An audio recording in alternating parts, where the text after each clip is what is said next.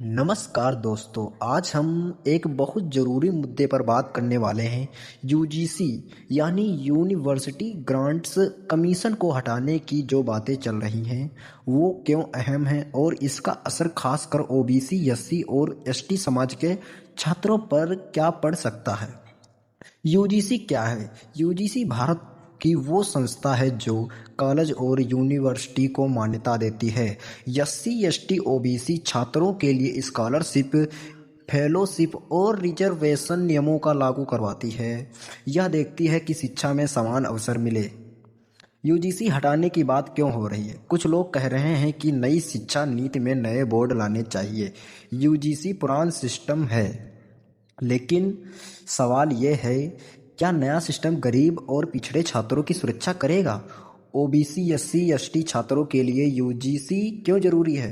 दोस्तों, सच्चाई ये है कि यूजीसी के नियमों की वजह से ही यूनिवर्सिटी में आरक्षण लागू होता है, रिसर्च फेलोशिप मिलती है, फीस कंट्रोल में रहती है, भेदभाव के खिलाफ शिकायत का रास्ता होता है।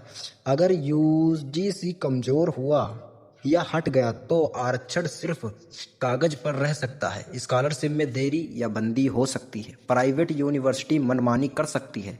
सबसे ज़्यादा नुकसान होगा, साफ शब्दों में कहें तो गांव के छात्र, गरीब परिवार के बच्चे, पहली पीढ़ी के पढ़ने वाले छात्र, जिनके लिए शिक्षा ही आगे बढ़ने का रास्ता है।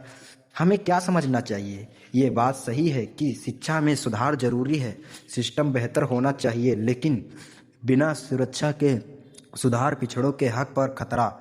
यूजीसी को सुधारना ठीक है, लेकिन हटाना या कमज़ोर करना ओबीसी, एसटी, एससी छात्रों के भविष्य के साथ जोखिम है। आखिरी बात दोस्तों, शिक्षा सिर्फ डिग्री नहीं, ये हक है, ये संघर्ष से मिला अधिकार है। इसलिए ज़रूरी है कि हम सवाल पूछें, जानकारी रखें और अपने अधिकार को समझें। अगर आपको ये जानकारी सही लगी हो तो चैनल को लाइक करें और इसे ज़्यादा से ज़्यादा छात्रों तक शेयर करें। जय संविधान, जय शिक्षा।